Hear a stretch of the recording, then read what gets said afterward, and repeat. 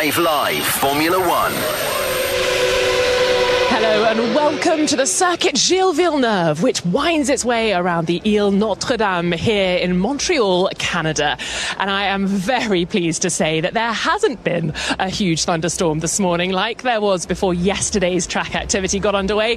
And actually at the moment it is rather nice and sunny and warm. So we're going to enjoy the weather while it lasts and hope that we get lots of cars out on track in this third and final practice session.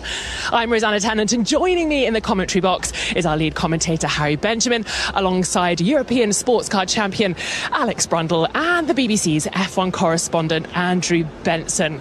Well, Harry, yesterday was a little bit wet and wild, wasn't it? I arrived at track late, got caught up in all the traffic because of all the thunderstorm and the hailstones, but we've got things back in order today.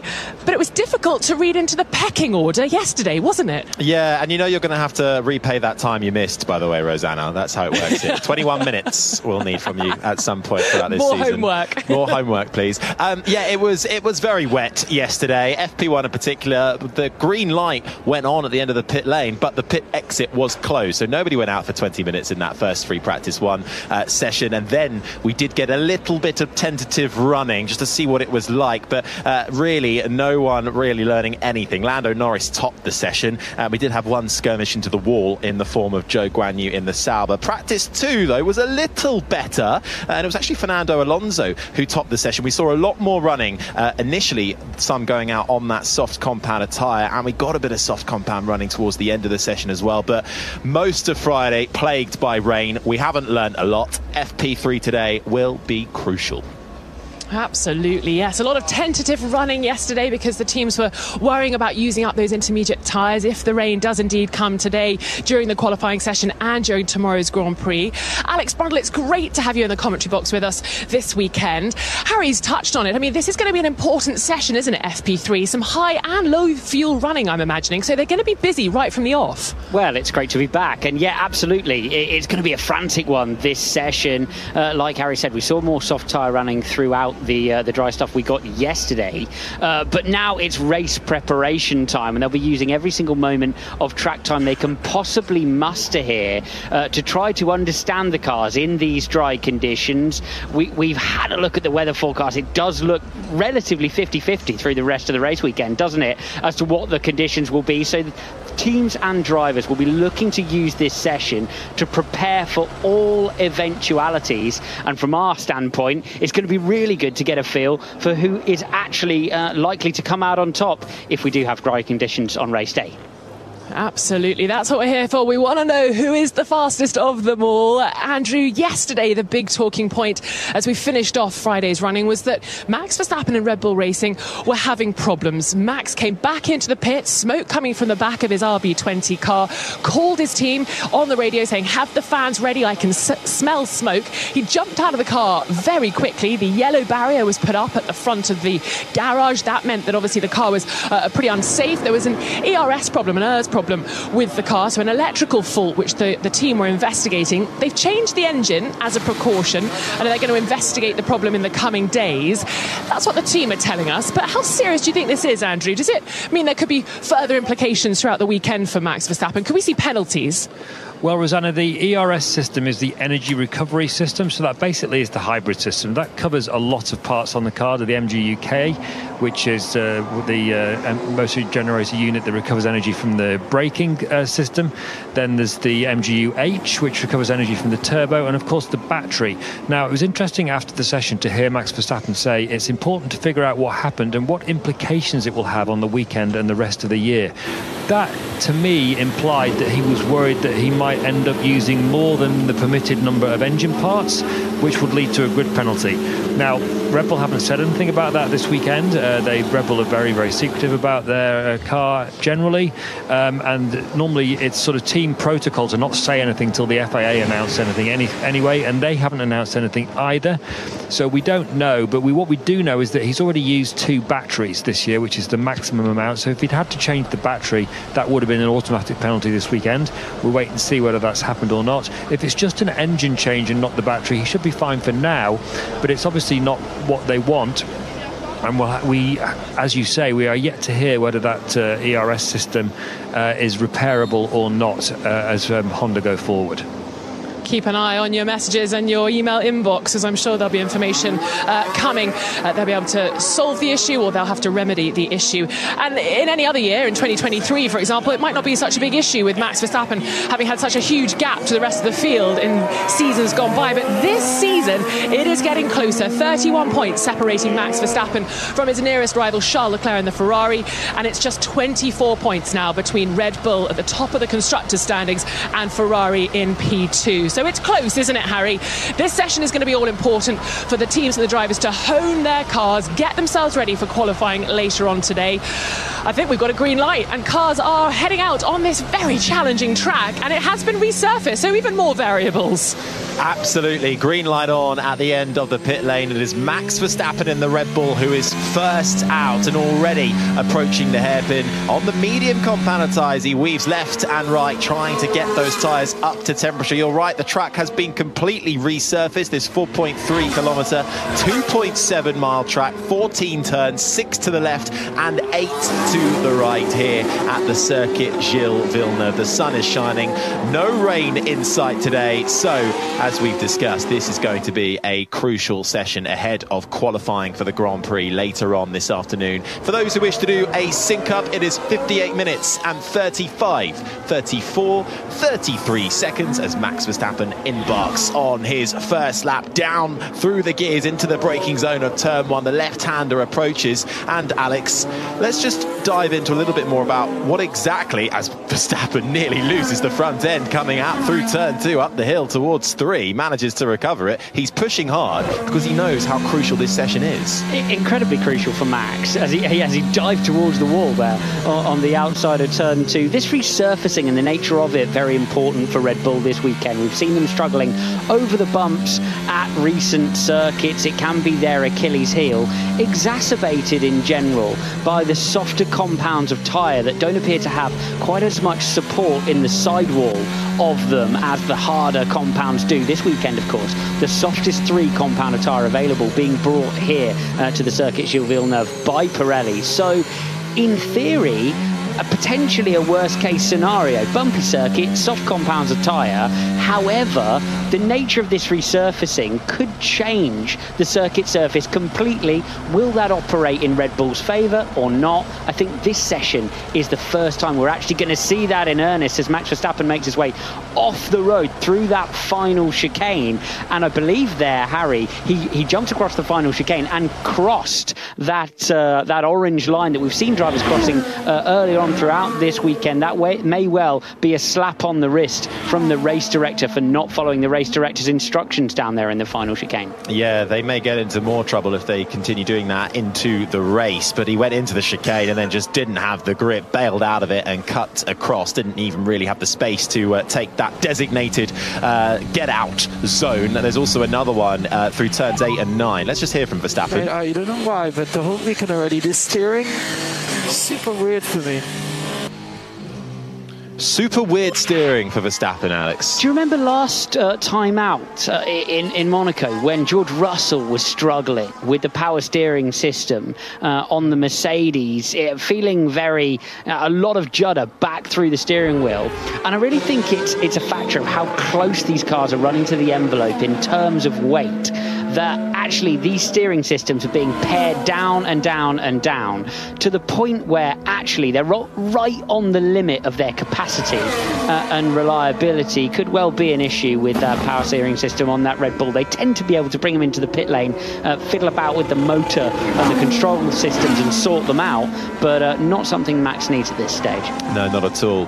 It's certainly going to be an intriguing session, and I think it's turning into a more intriguing season than we all initially thought it was going to be. Rosanna mentioned the gap in the championship at the moment between Verstappen and Leclerc and the drivers, only 31 points. Between Red Bull and Ferrari, it's only 24 points. We were saying yesterday, Alex, around this time last year, the gap between Red Bull and Aston Martin, as it was then, who was second, was 129 points.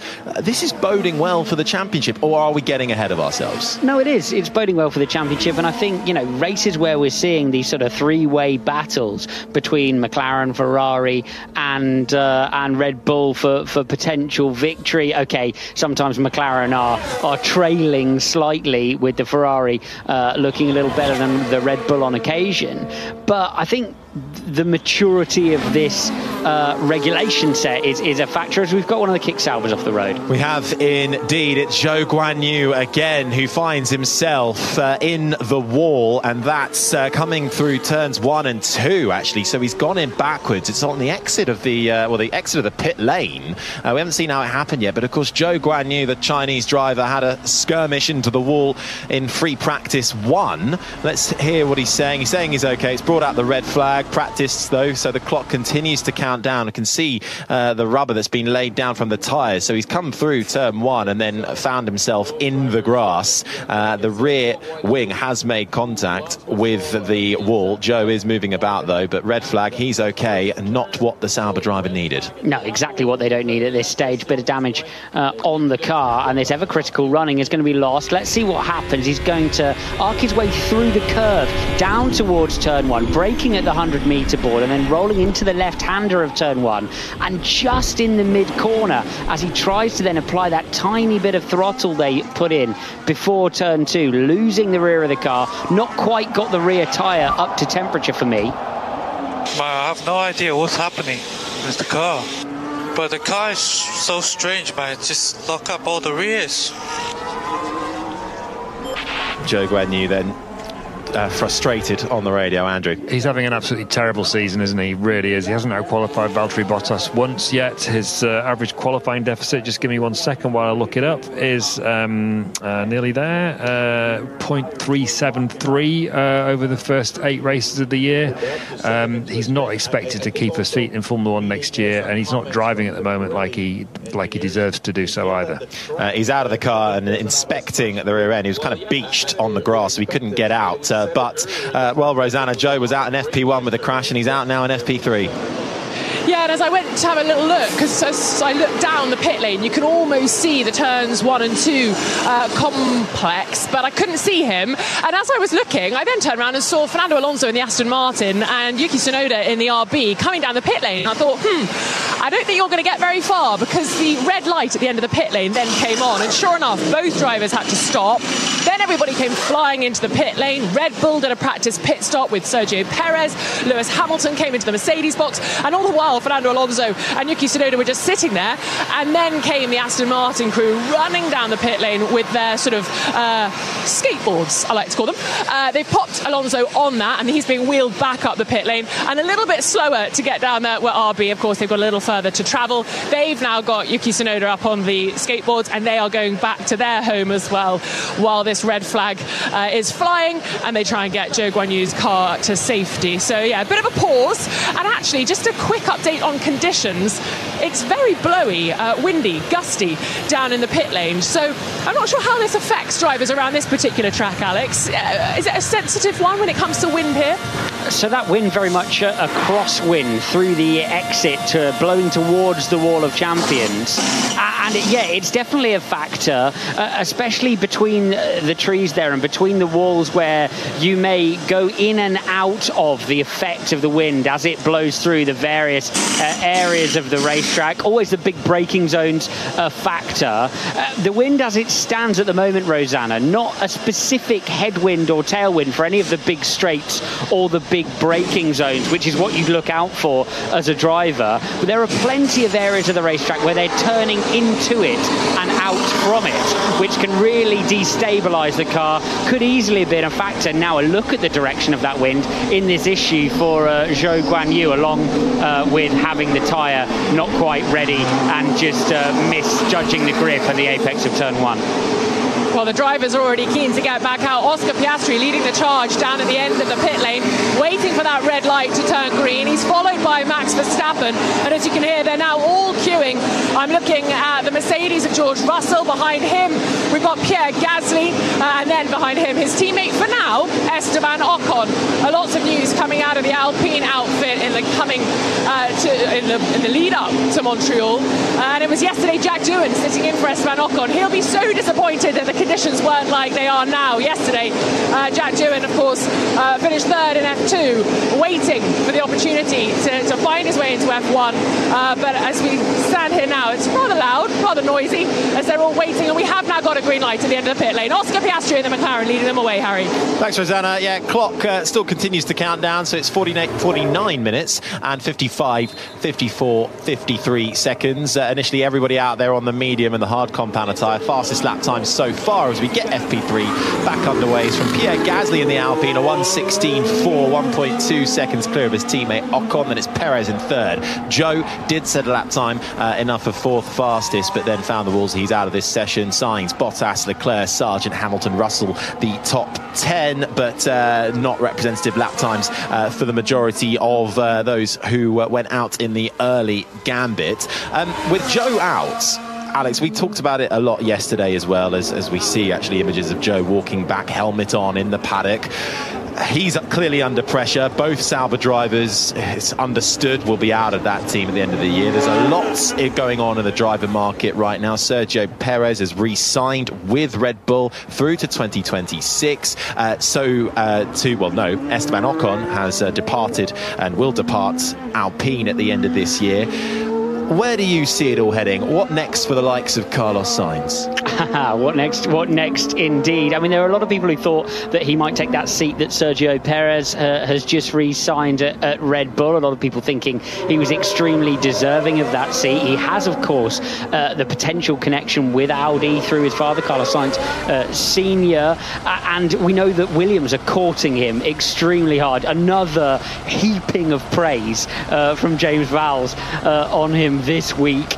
It's an interesting one. I think he has options. It's just a case of what he chooses to do. I'm expecting him to move in the direction of Audi, but I really don't think the decision has been made yet. See, I disagree. I think Williams is the more logical way to go, because Audi is a long-term project. Are they going to come in with, right now, the team that is the slowest on the grid, and suddenly Carlos Sainz is going to be able to challenge for wins and podiums? Or is he going to do it with a team that actually in 2026 gets Mercedes power units? It's a power unit regulation change. Mercedes are pretty nifty with that part of the car. You've got to remember, though, that you look at every major regulation change that there's been. It's, for me, when you get a regulation change in a sport like F1, it's a case of resource and how much resource you've got to throw at developing a car to that regulation change. The might of Audi coming in to that, I mean, and it's also a bit of a kick in the teeth as well for both of those Sauber drivers who presumably made that commitment to that team because they saw a potential future there with the OEM manufacturer coming in. But you must believe, surely, that the might of Audi are going to have the resources to make something really special happen with that car.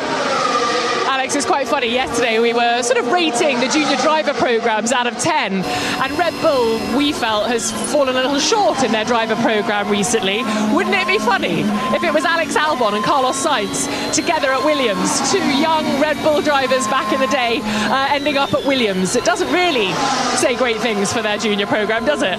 Well, it does say great things for their junior program, just not for their team, just not for the benefit of their own team. I mean, you've got to commend Red Bull for actually bringing drivers up into Formula One, even if they don't actually end up driving for them. I'm not quite sure that's the point of an academy program per se, but I do know exactly what you mean. Look, I mean, Red Bull for years have been notorious for actually putting real money behind their racing drivers, which is why their junior academy program is as brutal as it is. I think it would surprise and shock many to know some other academies how much money that they actually really put behind the drivers. Yeah, that being said, they have a very, very big academy program for a team who continually seem to struggle to find some racing drivers to put in the car, don't they? I think you've summed it up very nicely indeed. But that was always the good thing about Red Bull's program. Yes, they were brutal, but if you were with them, you stood a much greater chance of getting a seat in Formula One than really with any other driver program.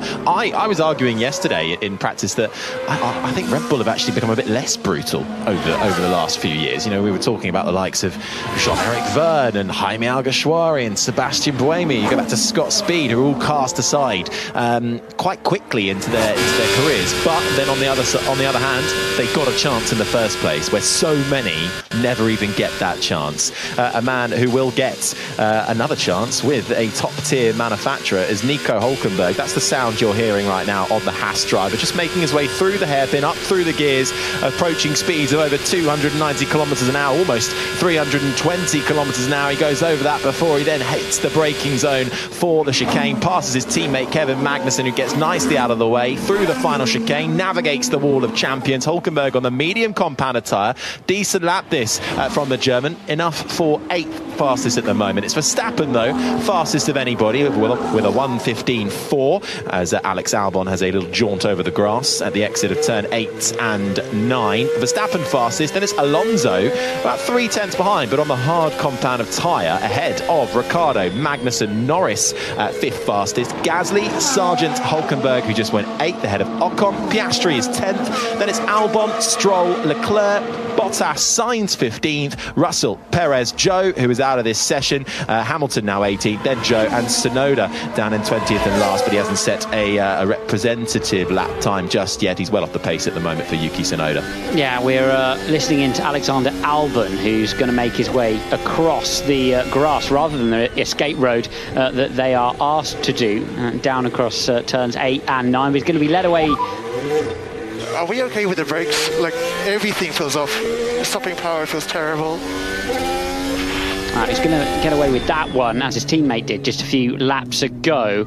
I think drivers just feeling the track being super green, and by green I mean lacking in grip. They've had so much rain on this brand new surface. It's just nowhere near where it needs to be to make the stiffness that they're carrying around in terms of the chassis and suspension work for them. And sometimes you can feel so far out in terms of grip, as I believe Alex Albon does there, that you think you've got an issue in the car. When a car as well honed as a Formula 1 piece of machinery is not working in unison, it can really feel broken sometimes. And I think that's what Albon's feeling behind the steering wheel. Semi-permanent track here, not used much outside of the Grand Prix. So we're going to get high track evolution, especially this being the first truly dry session. Although we saw when Albon went off, still the grass retaining a lot of water and bringing on a lot of mud onto the track as he rejoins. So that's offline. So if you put a tyre offline, they're going to get very, very messy indeed. Alonso making his way down that back straight, which runs parallel to the rowing lake, which still sits here, used for the Olympics back in 1976. That's one of the DRS zones. The rear wing slam shut under braking for Alonso as he makes his way through the chicane, round the wall of champions to the line for Alonso. On the hard compound of tyre goes fastest with a 1:14.8, just over a 10th clear of Verstappen. Then it's Magnussen, Sargent and Stroll, the top 5. So track evolution quite high here, changing all the time. When we, just to pick back up on the driver market, we saw Valtteri Bottas run deep a few moments ago. Alonso committed his future before all of this kicked off with Aston Martin, but then it just seemed like Aston Martin's results slightly slumped a bit. Do you reckon somebody like Alonso is thinking, have I committed a bit too soon here? Yeah, although in the stage of Alonso's career that, where else would he go? That he has, I think it's a comfortable place for him. You know, the team is built around him. He doesn't look like he's going to be troubled by Stroll anytime soon. And so, you know, in real terms, if he can get that Aston Martin pointed in the right direction, there are great results to be taken. It's always a gamble as a driver. It's making your contractual plans into a big regulation change, and you know, it's a chunk of change as well for Fernando. So there's always that financial element for drivers to consider. I do hear what you say though about Aston Martin starting to struggle through the mid-year. Alonso well out of it back in Imola, just outside the points again in Monaco after what looked like a strong early season for him. Stroll somewhat struggling through the whole season so far by comparison, but let's see if they have a little bit of a better weekend this time around. The full field on either the medium or the hard compound tyre, and the full field, barring Zhou Guanyu's had his accident, of course, out there, pounding laps in. So this is your race running, basically, and they're trying to get a feel for it. They'll have a modifier here based on the track evolution to try to gather sensible data. Otherwise, everything they change or lap on lap, they'll think, I'm just going better and better and better here. So they'll have to modify this data after the session. Why, out of everybody in the field right now, is it the two Aston Martin drivers solely on that hard compounder tyre? Stroll's just come across the line and gone third fastest. Alonso putting in another lap at the moment, fastest of anybody in the first and second sector as he comes through the hairpin. Is this just them thinking, okay, the other thing to think about is the race, though. It seems like that's going to be wet, but the forecast can change quickly, so I'm just trying to understand why they would run the hard when everybody else is running the medium at this point in time in FP3. Yeah, it could easily be a forecasting difference. Analysis before the weekend shows that you can run a one-stopper or a two-stopper here. That's from Pirelli. So, you know, the two expected strategies or optimal strategies were to start on the medium and then jump to the hard and then run to the end. Or you could start on the medium, jump to the hard, and then finish on the medium, obviously, in dry conditions. So a differential perhaps in what they perceive their tyre strategy would be if the race did run dry, or a difference in forecasting might lead to a difference in the usage of their tyre allocation, as we see Sergio Perez getting balked nastily. Yeah, what the hell is it? That was him saying some choice words about the Haas driver who he came across. It might have, well, it was either Magnussen or Hulkenberg. They're both behind him now. So that is the other thing we saw even yesterday. Traffic management around here, especially in Q1 when you've got 20 cars out on track, it's going to be so difficult, and you're going to get so many people backing up into that final chicane, and that can be quite tricky because you're over 300 kilometers an hour, full flat going through there. But also, that's where the pit lane entry is. So it's a really unique situation to find yourself in at the end of a lap. Tricky with a pit lane entry like that. It's so easy to miss your braking point, getting drawn into that final corner by a driver who's eventually pitting. You tend to sort of get hypnotized by the gearbox in front of yours, ignore the brake boards, as Oscar Piastri is doing slightly now, down into that final chicane. You can listen into him just making his way through correctly this time, the final chicane of the lap via the runoff area, exactly as the race director has requested. But it's way too easy to fire yourself in super deep when somebody in front of you is heading into the pit lane and make a big error. 37 minutes, 28, 27, 26 seconds remain of free practice 3. A lot of running being crammed into this session at the moment, a mixture of race runs, and then we'll see some short runs as well, because we've got qualifying coming up later on this afternoon. There is still a threat of weather in the air. It's now more so for Sunday, but we'll keep you up to date as that unfolds. Alonso currently fastest with his best lap time of a 1:14.4, 3/10 clear of Ricciardo. Then it's Norris, Verstappen, Stroll in 5th, Magnussen, Tsunoda, Piastri, Ocon and Gasly who round out the top 10. Sargent, Hulkenberg, Albon, Sainz is 14th ahead of Bottas. Hamilton is in 16th, Leclerc, Russell, Perez, Zhou Guanyu 20th and last after an incident earlier on. It's so long, no grip, all around. Call me shocked. Low grip all around this circuit. Absolutely unbelievable feedback there from Perez. It's unsurprising, isn't it?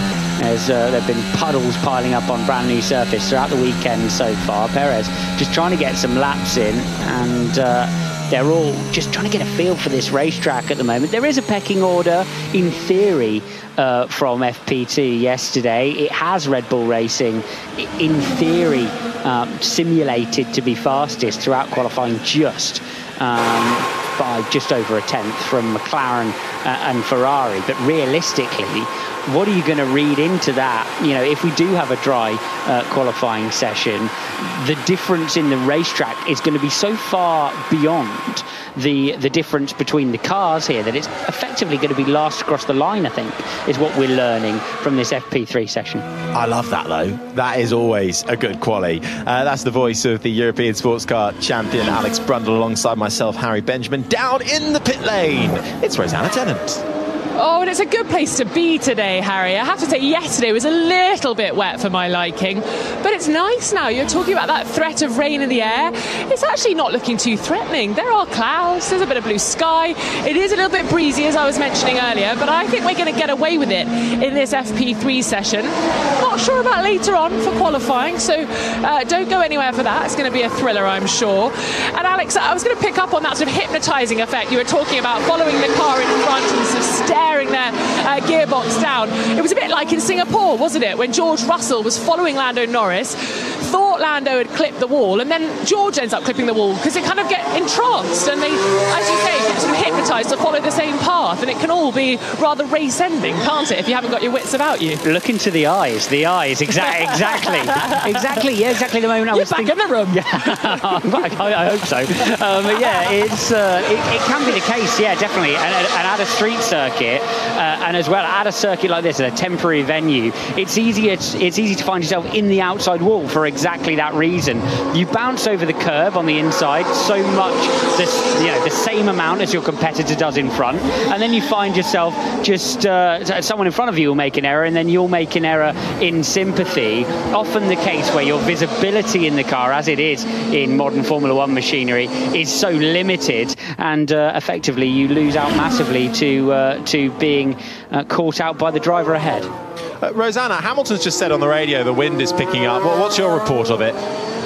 Well, Lewis and I have been chatting. Sorry, Sir Lewis and I have been chatting, and it is windy down here, yeah. He's actually sitting in the garage, so I think that might have been a late message, but he's just sitting in his car, ready to go out. The mechanics are sort of busy with all the tyres. There's obviously been a bit of confusion or something going on, because they've been having a chat with one of the Pirelli engineers as well. No tyres on Lewis's car at the moment, and George Russell is also in the garage. So a few drivers just choosing to sit and wait at the moment, but we've still got quite a lot of running left, haven't we? Yeah, well, we've still got 33 minutes and 14 seconds remain. I mean, Hamilton has an affinity with quite a lot of tracks in Formula One, but the circuit Gilles Villeneuve, Canada, just seems to be a Hamilton favourite. He's got equals Michael Schumacher with the most amount of wins around this circuit. It was the place where he took his first ever win, his first pole position. How have you ever had a sort of affinity with a particular racetrack that you've just immediately connected with? What is it? What does it do to a driver? Snetterton, love the place. No, it really does. At Silverstone, it's always great to come as a British driver to Silverstone. And there are some racetracks where you turn the steering wheel, connect a lap together, and for whatever reason, just find yourself quicker than the competition. We all also have circuits that just don't play to our driving style. My theory on it is we all have strengths and weaknesses in our driving style. And some racetracks really highlight those weaknesses. Like, for example, I was always slightly weaker in the last tiny bit of brake release, controlling the attitude of the car in the last tiny bit of brake release, but quite strong in terms of throttle application and the control of that. Some circuits really benefited and complemented that. Other circuits really didn't. I'm not sure whether the groundhog percentage was a complementary factor or not, but we've certainly got a high groundhog percentage that we can see out on the circuit Gilles Villeneuve. They're playing with fire so far this weekend and getting the best views in the house, the groundhogs. Well, we know there have been some incidents. Anthony Davidson springs to mind back in 2007. Have you ever had any, God forbid, wildlife incidents while on track? I have. Yeah, I think we all have at some point. It's always the last lap around a sort of quiet test track when all the wildlife thinks you've gone home, and you do one last new tyre run, and then find one on the apex of turn 4, and you've got to decide what you're going to do. Normally brake and try and get out of it, but it can be really dangerous. It was in fact Jacques Villeneuve, who coined "Oh dear."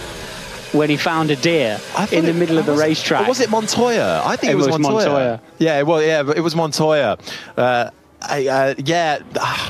very, very quick thinking on his part to come up with a quip like that while in the car. But I mean, around here we've had incidents with pigeons, squirrels, groundhogs, of course, seagulls as well. Sebastian Vettel, I think, nipping a seagull once.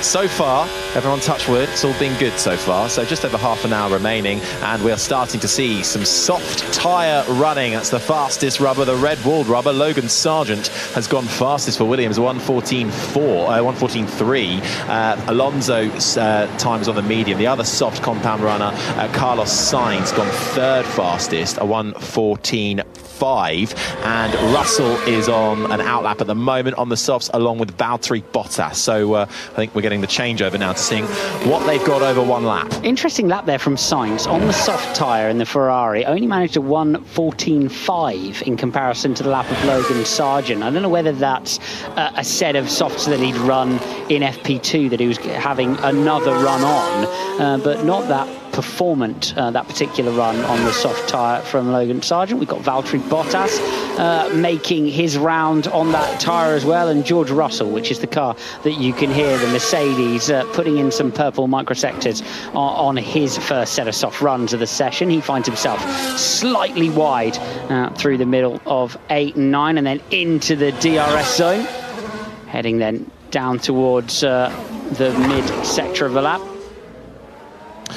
Looking nice and tidy from George Russell, who's qualified best around here, 4th back in 2023, and a race result of 4th back in 2022. Navigates the hairpin, full wheel lock, 180 degrees, right hand down along the back straight, DRS open as he gets up and over to 300 kilometers an hour. Yeah, this surface really smoother than it has been in previous years here. I've not seen the Mercedes ride like that. Absolutely still the head of George Russell as he comes across the line on a 1:14.2 and tops the timing screen, but absolutely still on the run down to that final chicane of the lap.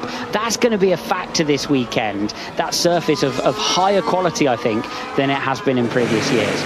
But this is the thing, though, with Mercedes. I think Toto Wolff said in the build-up to this weekend, they need a miracle update for Canada. They've brought front suspension, front corner. Of course, they had a new front wing last time out in Monaco. Back when they had the zero pod design, they were one of the big sufferers. Here's Leclerc first. Still lots of pulling, to be honest, and still on the brakes. Copy. That's Leclerc saying still lots of pulling, to be honest, on the brakes. Alex, what's he referring to there? So 2 things can make the car pull. A differential in temperature in the braking system across the axles can make the car pull around actually on the brakes, or geometry issues can make the car pull, or sometimes even if you don't have one side of the car at the correct temperature in terms of tyres, that can make the car pull around in a straight line. So it's normally an imbalance in temperature in one of the factors in the car. He's saying it's rubbish on the brakes as well. They're all really struggling, aren't they? After these long straights, where of course the tyre cools down and down and down as you continue, and it moves through the air in the long straight, then you ask it to deliver braking performance at the end of the long straight, and it simply does not have the temperature to do so. It's quite interesting. Charles Leclerc just came into the pits and they did a practice pit stop, and normally, well, I say normally, I'm sure there are exceptions, but normally they do a pit stop practice and then they turn the engine off, wheel the car back into the garage, and they've usually fitted some old tyres onto the car. This time they actually did a real pit stop. So he came in, they did the pit stop, and he went straight back out. And we've been talking, haven't we, about how Ferrari have really improved their strategy calls, their processes, and it's just interesting seeing them really operating at the highest level, imagining they're in a race and really going for it. So yeah, things to come, I'm sure, this weekend. That's what they're hoping. They're hoping for opportunities this weekend. So I just thought I'd tell you what I have been seeing. Of course, Rosanna, it's a really high percentage on a safety car here. It's a very... What's the probability? Let me check for you, Harry, and I will be able to tell you it is a really high. It's 15 out of the last 23 races. See, every time I get about 10 different probability stats for a safety car, depending on what year you take it back to. I've got 60% if you go back to 2017. But 15 of the last 23 Canadian Grand Prix have been interrupted by safety car periods. Okay. So for me, that's quite a high percentage. Yeah. My point is that it obviously puts pressure on the pit crews. You've got to nail the pit stop here. You've got to get your pit lane furniture in the correct position. Add to that, Harry, the potential for, of course, differential weather tyre calls in the race, last-minute tyre calls in the race, perhaps preparation for said calls should they be required throughout the 70 laps of the Grand Prix. Doing a lot of different things in this session as well. We've just been talking about Ferrari doing practice pit stops. We've also heard from Laurent. Ooh, big cheer. And I'm trying to see a screen. You know, being a pit lane reporter, it's a little tricky to keep up with what's going on. Hamilton's just gone fastest, Rosanna. That might have been the cheer. I wasn't so observant as to know which fans were clapping in the grandstand opposite me while I was desperately trying to find a screen. Well, it could have been Bottas going 7th. Not sure. Also a big hitter. I was just going to say that Laurent Mekies, the team principal at RB, has been talking about how they are completely ignoring long run pace and just focusing on their short runs because qualifying for them is going to be so important. Yes, you can overtake here. The circuit allows for that, but I think you've got to make sure you're as far up the grid. And I know that sounds so simple and simplistic to say, but I think that the teams lower down the grid need to really be focusing on these short runs to make sure they're right where they the highest up they can possibly be come qualifying. And Yuki Tsunoda, he's been doing well, hasn't he? Some nice top 10 finishes for the Japanese driver.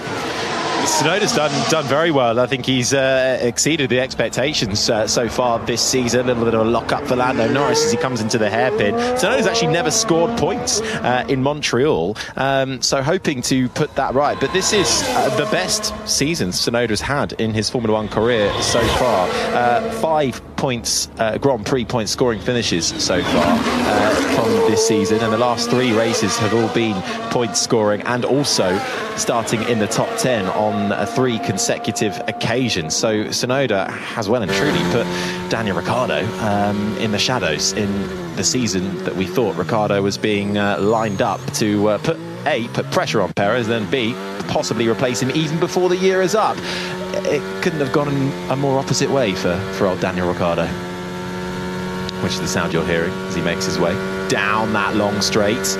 Do you think, Alex, that Ricciardo, is he in trouble for this season? Is he going to be back next year if this continues? I think he underestimated the challenge of taking on Tsunoda, to be honest. And at the same time, Tsunoda, because he's not been under threat from across the garage, has taken off. I really think that watching and listening to him, particularly those sort of radio messages from Yuki, he's very much a driver, and I've seen them throughout my career, the driver who take the vibe of what's going on, take the pressure of across the garage, and it really affects the way that they perform. And with Ricciardo having a difficult season, I really think that's allowed Tsunoda to step into that leading role that he intimated at the start of the year he should be in, and that Helmut Marko said he should be in because he'd been in that team for longer, and taken off with it to the point where, as you point out, he's had an incredible run of form. 4 out of the last 5 races have been point scoring,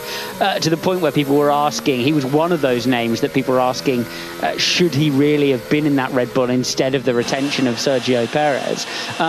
Ricciardo, I think it's difficult to make the argument that he should return next year in that seat. There are a lot of great drivers. You've got to remember Liam Lawson, of course, when he didn't take that seat into this year, there was discussion about whether he was promised then the seat in 2025. And you've got to wonder on what contractual obligations RB then have to deliver into 25 for him. Yeah, I believe Dr. Helmut Marko, Red Bull's motorsport advisor, has said that, well, if they cannot promise Liam Lawson a active race seat within Red Bull or their RB team next year, he is free to look elsewhere on the grid. And Liam Lawson did a sterling job last year, replacing Daniel Ricciardo due to Ricciardo's injury. So Lawson very much chomping at the bit. Ricciardo actually went 6th in those last few moments. Tsunoda on an outlap, so we'll see what he's got on the soft compound of tyre in a few moments' time. It's Hamilton fastest at the moment, a 1:13.4 ahead of Norris. Then it's Leclerc, Albon and Sargent in 5th. Ricciardo, Russell, Sainz is 8th in front of Piastri and Bottas. Alonso is 11th, but yet to put on the soft compound of tyre, along with Stroll. Verstappen 13th, Magnussen, Tsunoda now out there on the soft tyres. Ocon 16th, Gasly, Hulkenberg, Perez 19th, and Zhou now back into the pits after having an early incident finding the wall on the exit of turn 2 when the Sauber he drives spinning round on him, and a bit of rear wing damage as well. So 2 out of the 3 free practice sessions we've had, Zhou Guanyu finding the wall, so he'll be hoping for a decent recovery in qualifying, but he'll be on the back foot with just over 20 minutes to go of this session. Tsunoda, though, now out there on the soft, coming towards the hairpin now, stamps on the brakes, down through the gears, stamps so much that it actually locks up the front right tyre. He still manages to get it turned in and then sweeps round the right-hander and now down that back straight. DRS open, still a little bit of bumps actually there if you when you're hugging the inside wall for Tsunoda coming out at the start of the back straight. So still, even with the resurfacing, quite bumpy. Gets oh so close to the wall of champions through the chicane to the line for Tsunoda. It's only 9th fastest. Yeah, it struggled to rotate it, didn't he? Down towards turn 10, the front not quite with him. It's really interesting to see these teams try to scrabble together a setup while simultaneously getting those simulation qualifying laps in, and nothing looks quite perfect out there. You've got Lewis Hamilton popped in the fastest lap of the session. Lando Norris up next and looks reasonable as well in the McLaren. We're listening into Oscar Piastri, who's coming in to that final chicane in the system McLaren. Looks to be putting a nice lap together as well. Let's see what Oscar Piastri can do as he crosses the line. Only up to 5th for Piastri, but it's really interesting to watch how they're playing out. Some of them have quite clearly, for me, for example, the Ferraris, as I look underneath the Ferrari, look to have overestimated the bumpiness of the circuit and been too conservative in terms of the ride height that they're running, because you can see clear air. So they're too high. They're too high. Yeah, you can see clear air underneath both Ferraris, and I'd imagine they'll be shimmying them down towards the tarmac for qualifying later on. That's just a factor of how little running they've had in dry conditions. And that puts everybody on the back foot. This is the sound of Logan Sargent. We're just seeing a replay of the American. Let's see what troubles he gets into, or hear from him first. Man, what is this guy doing, man? And that was approaching traffic towards the final chicane. Hamilton he's referring to. Okay, so he tries to pull out from behind the silver Mercedes of Lewis Hamilton. Hamilton then begins his lap in spite of the fact that Sargent's there. Yeah, a bit of get on with it required, I think. Yeah, he had a Ferrari to his inside as well, going very slowly. A groundhog to his left. There was nowhere to go. They're just fearless, aren't they? Aren't they? We all want to go to war with the groundhogs. I want to know how much he's paying for that ticket. Sat on the grassy verge down the back straight. God, you can't pay for that kind of view, Formula One. If you do want to be a marshal, we can give you someone to be in touch with. But I think there is a minimum height requirement, so I would have had to have paid for that one. 17 minutes and 34, 33, 32 seconds remain. It's Hamilton, Norris, Leclerc, the top 3. Really, the top half of the field have all been out there on a soft tyre run. The bottom half yet to do so, yet to see what they have got. That's the 2 Aston Martins, the 2 Red Bulls, the 2 Hasses, the 2 Alpines too. How does Esteban Ocon approach the rest of this season, Alex? When you know you're leaving a team, it's clearly not the best of circumstances, the best of environments at Alpine at the moment. No, it's an interesting one because whilst quite clearly that decision was already made, racing teams don't make decisions based around one incident. So, you know, the concept that he was thrown out of the car for making contact with his teammate in Monaco is not the one. That's already been decided. What interested me is them choosing to announce that move at that moment, albeit sort of an agreement, a sort of a multi-directional, an omnidirectional agreement that he was going to leave the team. And it struck me as him being put on the naughty step in a big way. The race driver inside me winces slightly at having to walk into that garage now, and it will affect his performance through to the end of the year, because there is nothing worse than a racing team where you don't feel wanted and comfortable. It changes the game for you as a driver, and I can't see a way. He will impress me massively if he's able to give good performances now through to the end of the year, because nothing would affect me more behind the wheel of a racing car than not feeling wanted like that within the team. Yeah, it is so much to do with your mindset, isn't it? And of course, replace for FP1 on his Tsunoda first. Really sliding around, man. Copy. Tsunoda not happy with the rear end of his RB, complaining of sliding, but Ocon sidelined for FP1 for reserve driver Jack Doohan. I almost expected Ocon to have to stand in the corner facing away from everybody in FP1. That was how it felt coming into this weekend. Tsunoda on for another lap. The two RBs out there at the moment circling, but quite a lot still in the pits, Rosanna. And one of them is Sir Lewis Hamilton. He came in, he's just pushed back into the garage. A few tweaks being made to his front suspension is what it looks like. And just so everyone knows, both Lewis Hamilton and George Russell are using the new front wing. George Russell got it last time out in Monaco. Lewis Hamilton didn't. He was the one who said George should have it. And then yesterday, I asked the team if they were running it during the sessions, but it was too risky because of the wet and treacherous conditions. They didn't want to risk ending up in a wall like Zhou Guanyu has done and damaging it. They have got more than two front wings here. They won't tell me how many. I will continue to ask. But wasn't that your challenge, Rosanna, from Andrew yesterday? Yeah, and I was in touch with Andrew Benson over the night, and I explained that they do have more than two, but they won't give me a number, so they're being aloof and unavailable. So Lewis Hamilton is in the garage at the moment. When he came in, the team didn't put tyre blankets on his car and tyres as it was sort of out in the pit lane, whereas when George Russell came in, they quickly put tyre blankets on while he was still in the pit lane and then reversed him back into the garage. We don't usually see that. It usually happens back in the garage. A little bit of tyre deg on the rears, nothing too tricky. Yeah, that's kind of what's happening at the moment. As I walk down to Red Bull, just next door to Mercedes, Sergio Perez is in the garage, and so is Max Verstappen, but Perez's car is having a bit of work done. Can you hear the banging? Yesterday it was the cake tins on Max Verstappen's car that were proving problematic to take off. Now it's actually the bodywork, and it just strikes me that it's a little bit tricky, this bodywork, to get on and off for the mechanics. And maybe, Andrew, this is a feature of the neatly packaged RB20, because it's a little bit different looking this year, isn't it? It is indeed. They've really pared those side pods right back, haven't they, as much as possible to open up the airflow underneath them, between the bottom of the side pod and the floor. They do seem to be having a slightly sticky weekend, just looking at it from the outside. I've asked Red Bull earlier today, actually, Rosanna, have they got any implications from this engine situation that Verstappen had yesterday that led to him only doing 4 laps in the second practice?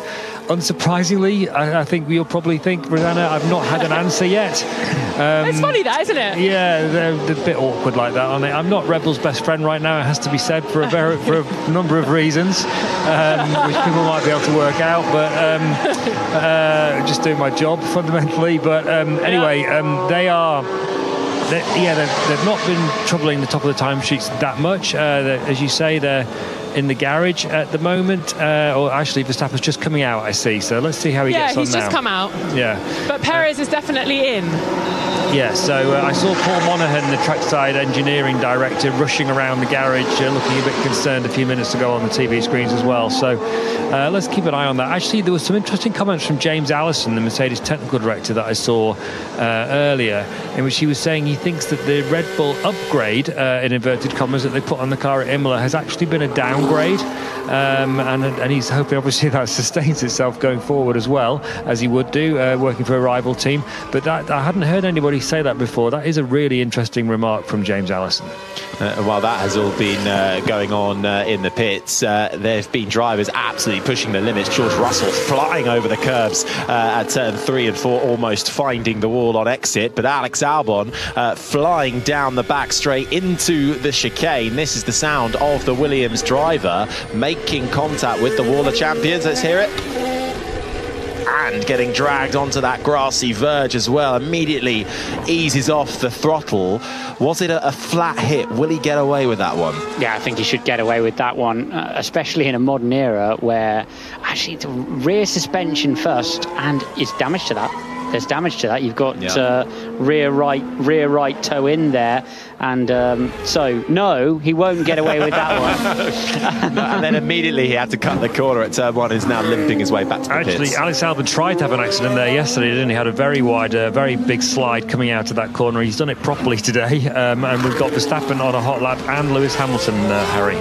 We do indeed, and I think Albon is the first victim of the Wall of Champions this weekend, so mark that one off of your bingo cards. But final 10 minutes of running, soft tyre running on the way, Hamilton going quick, Verstappen coming to the line now, goes second fastest with a 1:13.2. Hamilton, though, fastest of anybody in the first and second sector, and goes fastest overall by 0.7 of a second. Hamilton on top, Russell second, Verstappen third, but lap times are coming in thick and fast in these final stages. Ricciardo in the RB is on a decent lap, and a lot of cars on and out lap, so we'll see a final flurry in these 10 minutes of FP3 that we have remaining. Before that, all-important qualifying, as Alex Albon is still limping back to the pits. Yeah, it's sort of moving and crabbing around, isn't it, the rear of that Williams, as he tries to drag that car back. What he needs to make sure is that he doesn't go too fast. You can see the rear of the car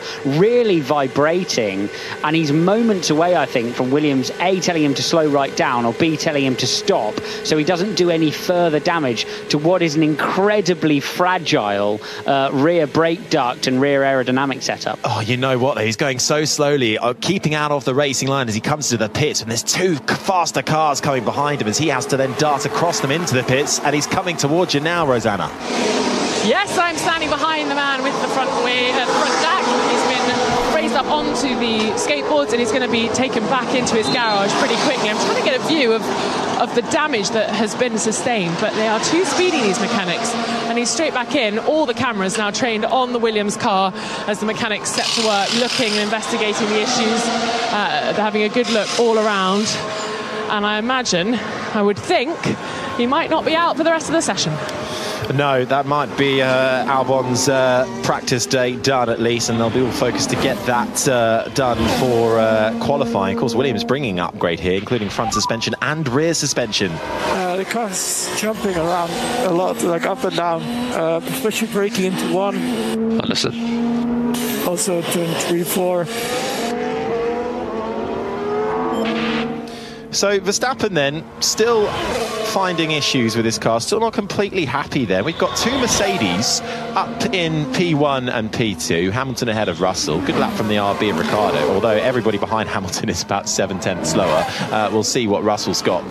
Is he out there at the moment? He is, so we'll see if he can go any quicker on the softs. Alonso's just gone 6th fastest, but it's a mighty lap from Hamilton. Is this Mercedes upgrades working? And they seem to be finding a good rhythm and a flow here in Canada, and they picked the right time to do it. Last dry session before we head into qualifying. Well, they've got some bits here, but they're not that bigger of an upgrade list. It's just a different arrangement of the front suspension. Obviously, there have been previous upgrades to that Mercedes.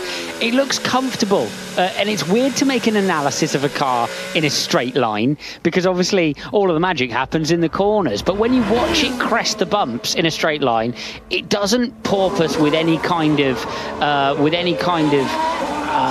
continued bounce as it makes its way over the bumps, especially over the curbs in the final chicane. It looks very comfortable to drive for both drivers, so they clearly have efficiency as well. Early days, I would say, in that we have seen Mercedes before A, flatter themselves with the engine modes in practice, B, go very well when the track is greener. So as the track moves through the weekend and improves, you may well see, and we have seen in previous races, those bouncing and bumping issues for Red Bull cure themselves slightly and Mercedes fall backwards into a sort of more viciously set up pack, if you like. And track evolution here is so incredibly high, not only because of the variable weather we've had this weekend, but it's a barely ever used track. This is the only time it's really used for racing. Other times you're either going on foot or on a bicycle. So as soon as you stick Formula One cars, 20 of them, the track starts to clean up massively quickly. Here's Leclerc. So currently P5, main lost turns 1, 2, 8, 9, and last chicane. Main one is turn 1, 2, 3 tenths. I feel like we are not doing something right on 1, 2. So Brian Bozzi, Leclerc's race engineer, giving him some feedback on where he can improve, and Leclerc also feeding back Carlos Sainz, Leclerc's teammate, with an arm out to the Alpine that's just passing him coming into the chicane. I think that was Pierre Gasly, so not very happy it seems Sainz with Gasly. We haven't seen quite the reason why. It seems at the moment it's so difficult to actually still pinpoint, as you say, Alex, what the true pecking order will be. Lando Norris in the McLaren was flying over the final chicane. He just went 5th fastest in his McLaren. Verstappen has just gone 2nd fastest over the line, still 6 tenths off of Lewis Hamilton's time though, so it was a good lap time from the 7-time champion and the 7-time winner around this very circuit. Just over 5 minutes and 17, 16, 15 seconds remain. It's Hamilton, Verstappen, Russell the top 3, Ricciardo, Norris the top 5, Leclerc, Piastri on a lap at the moment. He's currently in 7th, just coming down the back straight. Magnussen, Stroll and Alonso rounding out the top 10. Bottas is 11th in front of Perez. Sargent, Tsunoda, Albon is 15th, having just had contact with the wall. Hulkenberg, Sainz down in 17th in front of Ocon and Gasly. Zhou Guanyu confined to the pits. The Sauber car finding the wall in the first 5 minutes of the session, as we now enter the last 5 minutes of the session. Kai can hear is the Alpine of Pierre Gasly. He's making his way down towards turn 8 and 9. Job for Sainz, the car behind on a push lap. Yeah, mate. Yeah, I'm sorry, mate. And has to get out of the way very late there, and basically Pierre Gasly then looking in his mirrors towards Carlos Sainz, taking his own evasive action. Sainz gets right out of it.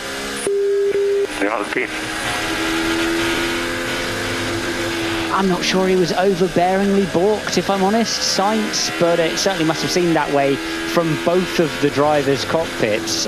Interestingly, it looks more open now, as there's a little bit of afters with Sainz waving his arm out of the cockpit of the Ferrari towards Gasly in the Alpine, and they roll side by side through turn 10. That's a racing driver's equivalent of quick word, lad. And Gasly apologising as well. He also stuck his hand up to say sorry, because I think, as we heard, Gasly on the radio to his engineer, a bit frustrated with that one himself. But it's a tricky corner coming into the quick right, left, slightly off cambered of turns 8 and 9. George Russell finding that and cutting the grass. The track appears to me to be slightly widened there, with the line that previously was on the left-hand side moved back towards the wall. And I've noticed also down in turn 1, where a similar thing appears to have happened, the line where the line previously was, there's a crest in the road. You can see cars sparking over the crest with the base of the skid blocks.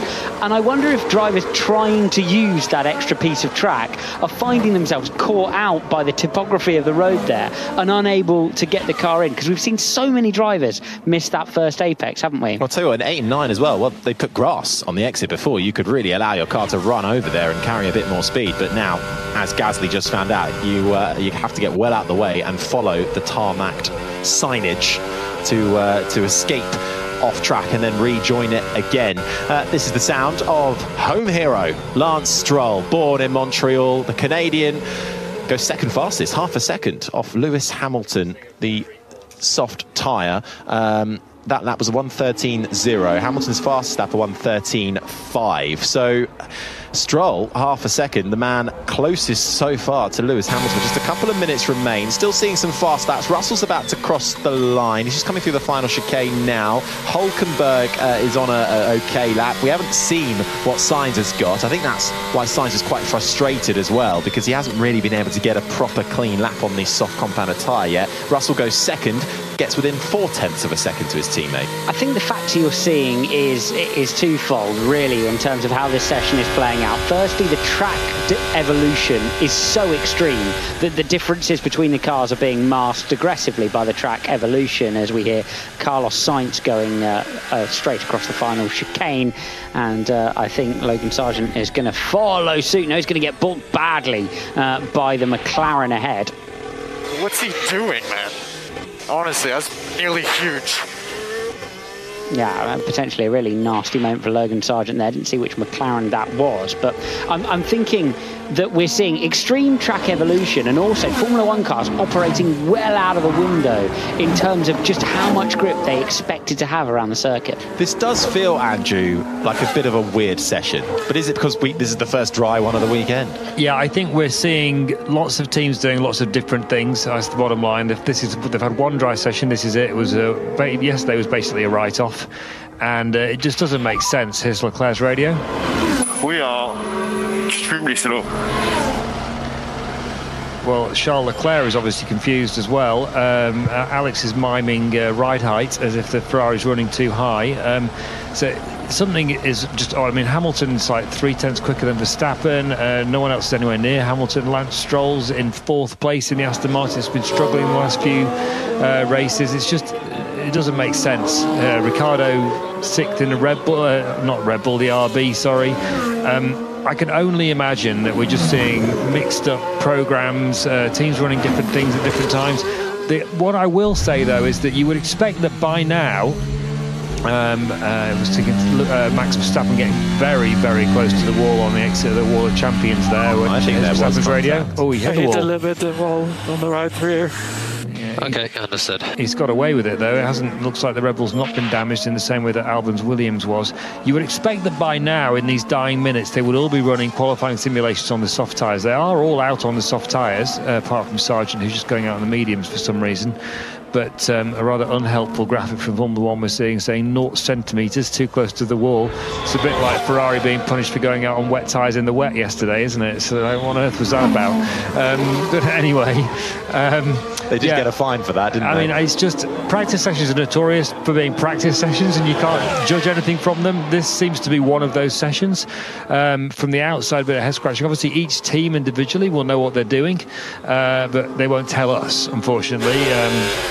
So we're just going to have to wait, unfortunately, even more so for qualifying than normal to find out what's really going on. Although Ferrari do look like they're really nowhere. Leclerc's 10th, 8/10 off. Sainz has just crossed the line 2/10 behind his teammate, which is about what you might expect when Leclerc's on form, but 10th and 12th is not what you'd expect from the Ferraris who won in Monaco 2 weeks ago.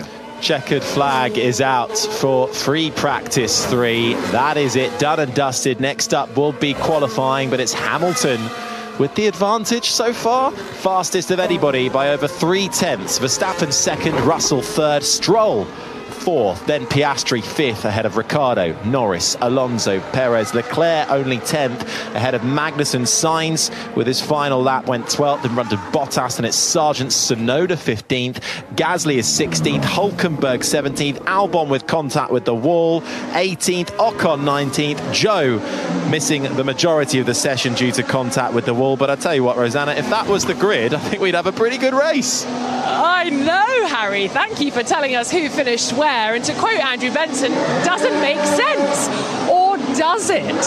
Mercedes running that new upgraded front wing on both cars. And hey presto, we got P1 and P3 in FP3. But what can we read into this session? There was so much going on. Harry, there's normally a general rhythm to what everyone's up to. But are you a little bit confused, a little befuddled as to what you've just seen? I'm always a bit confused and befuddled. But on this occasion, look, this is why I like the sprint format, when you only get one practice, because no one really knows where everyone lies. There's not enough time for the engineers and mechanics to really get dialed in with the car, let alone the drivers.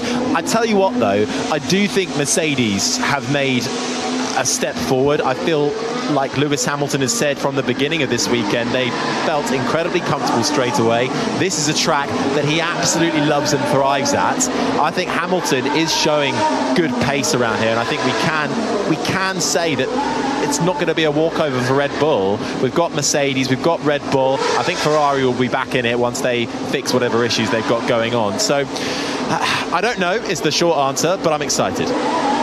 Oh, well, that sounds good to me, and I'm excited as well, because it does feel like qualifying is going to be a little bit more unknown, a little bit more unpredictable. And talking of qualifying, we saw some traffic incidents in that session, Alex. Is it going to be traffic playing a big part in Q1? Is a tow going to be helpful around this circuit? How are the drivers going to manage who's where on circuit? I think yes to both. Obviously, there are certain areas of the racetrack where we've seen drivers unsighted as well, which can be a factor with penalties throughout qualifying.